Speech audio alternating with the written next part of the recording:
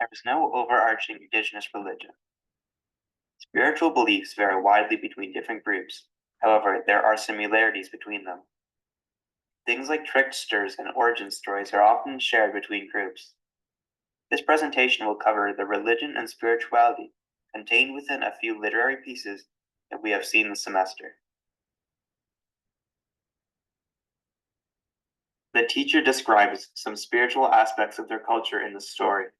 The story references the creator, Seal, which is a sort of god to the indigenous peoples. Quote, "And we all heard a big voice from up in the sky say, have you forgotten the teachings of our father?" The elders said this was the voice of the creator. It also mentions Kwa, which in addition to the creator, appears in the creator and the flea lady. People have to talk to the materials to be able to use them. The elders have already spoken to those planks, so we do not have to talk to them much ourselves. Page 4. They were also able to become orca whales magically. These examples display some aspects of their culture and spirituality. This book is a short story.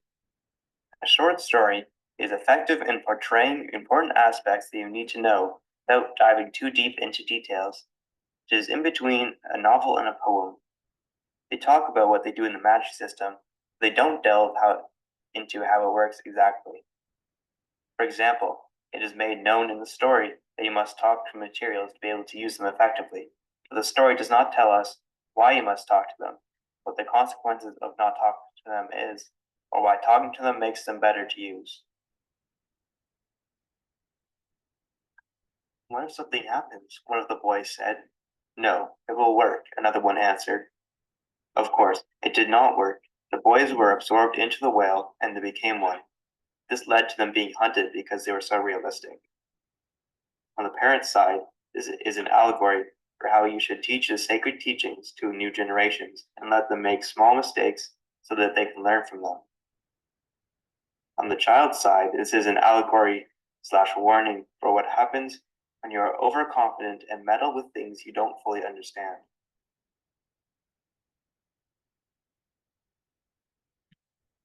There are spiritual characters, entities, and aspects explored in the book. In the book, there are talking ravens, and Jared's trickster father, known across multiple indigenous cultures in North America. The trickster is usually malevolent and able to change form. There are also evil otter people. The bear and the caveman beggars are also there, which are described as transcendent pests. All the witches or shamans, which can see into the other dimension, as well as the ultra-dimensional fireflies that are representative of Sarah's inner power. Things are perceived from Jared's point of view. It is more like reading a real life transpired into paper rather than having an omniscient point of view. The reader isn't told what the spirit things are from the beginning. We have to learn with Jared. This is limited because we cannot directly learn what is going on. The novel format is great because it can provide with epic imagery. We are treated with a sensational description of these cultural beings that give us a better understanding of what they really are like. There's a god called Seal. Then she heard a voice. I am here, my daughter, from page 1. There are also spirits in the water. The water answered somewhere deep inside of her. We are here for you. We are happy for you. Page 2. Just like some of the other stories, lots of things that are considered inanimate in our culture contain spirits. They made a hole in the sand and continued to talk to the sand. Sand grunted in reply. Page 3. Repetition is used in this written story. The words Chakwa are used repetitively and associated with the creator Seal. They are also the last words used, which adds to the effect. There was a great flood, and Wesiwenjak survived with a few animals. The muskrat dove to the bottom of the earth and brought up some earth and put it on the back of the turtle. The wind blew the earth, and it expanded into the continent of North America. The great flood that covered the world receded. The raven wants to play tricks, so he went to the beach. He found and landed on a giant clamshell. The clamshell was full of people cowering from him. He used his trickster tongue to eventually get the humans out and populate the world. A pregnant woman fell through a hole in the sky. She grabbed tobacco and strawberries. Some birds slowed her fall, and the muskrat put dirt on the back of the turtle to make North America and provide a spot to put her down.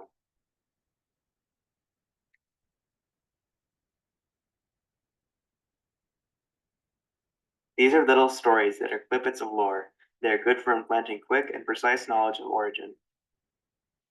They lack complex feeling. Instead, they read like a historical document. These stories don't provoke feeling when they're just saying what happened objectively. But the style is the best for directly and effectively conveying facts, saying this is what happened.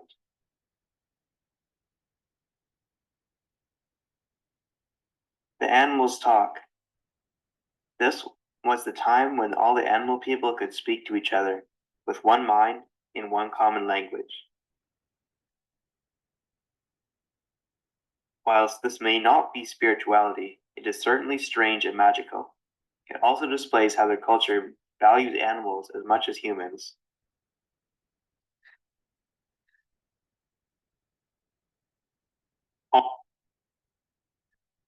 Personification. The animals are given human characteristics. This song is unique because it is a song and dance, not a written story. Dances connect themselves with the environment and are crucial for expressing and connecting to your spirituality. In our culture, we mostly use written word to share our stories and culture.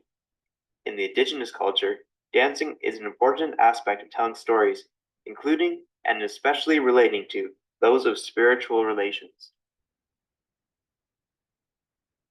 That's all. Thanks for listening.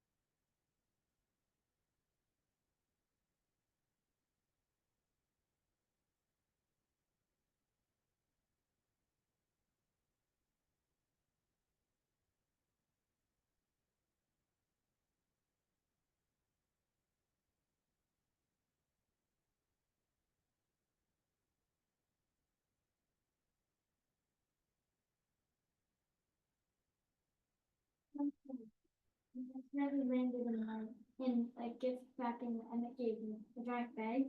I think she's stuck. Okay.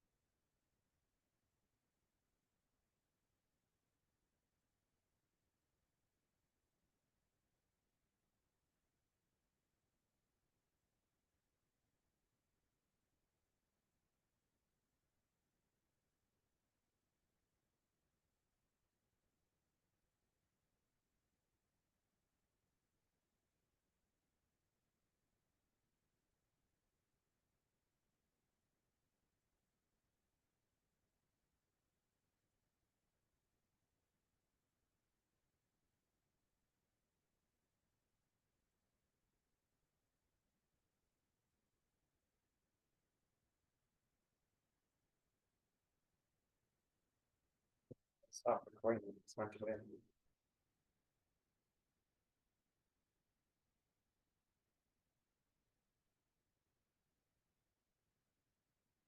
Great. Are you still sharing the file?